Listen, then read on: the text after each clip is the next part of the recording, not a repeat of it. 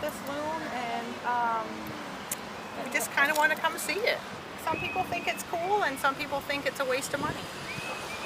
That it's too expensive, that the town should have spent it on something else. The mill's gone down, so they should do different things with money that we have.